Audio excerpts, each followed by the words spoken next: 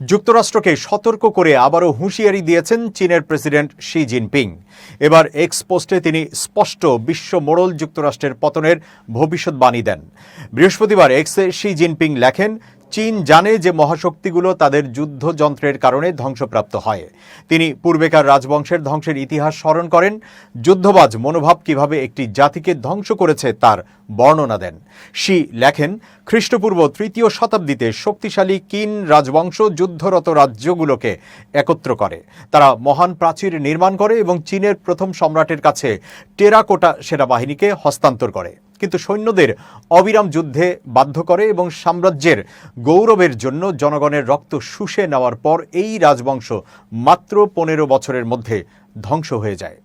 অষ্টম শতাব্দীতে পরাক্রমশালী তাং রাজবংশ বিশ্বের দূরবর্তী প্রান্ত থেকে কর আদায় করত, কিন্তু বিজয়ের নেশায় মত্ত হয়ে এর সেনাবাহিনী মধ্য এশিয়ার গভীরে অভিযান চালায়, যার ফলে সামরিক দলগুলো নিয়ন্ত্রণহীনভাবে বৃদ্ধি পায়। যখন দুর্বল রাষ্ট্র আর তাদের ক্ষুধা মেটাতে পারেনি, তখন আন লুসানের বিদ্রোহ রাজধানী চাং আনকে পুড়িয়ে দেয় এবং সাম্রাজ্যকে অপরিবর্তনীয় পতনের দিকে ঠেলে দেয়। ১৩ শতাব্দীতে চেঙ্গিস খানের অজেয় অশ্বারোহী বাহিনী ইউরোপ থেকে প্রশান্ত মহাসাগর পর্যন্ত বিজয় তাড়া করে, কিন্তু অবিরাম সম্প্রসারণ সাম্রাজ্যকে যত দ্রুত বিজয় এনে দেয় তত দ্রুত তা ক্ষয়প্রাপ্ত করে। এটিকে সবচেয়ে স্বল্পস্থায়ী রাজবংশগুলোর একটিতে পরিণত করে।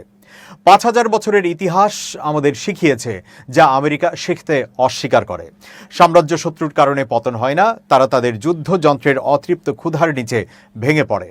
৭৫০টি সামরিক ঘাঁটি দিয়ে বিশ্বকে ঘিরে রাখা এবং প্রতি বছর প্রায় $১ ট্রিলিয়ন ধোঁয়ায় উড়ে যাওয়ার সঙ্গে মার্কিন সাম্রাজ্য কি ইতোমধ্যে আপনার প্যারেডে সেই প্রেতাত্মার পদধ্বনি শুনতে পাচ্ছেন?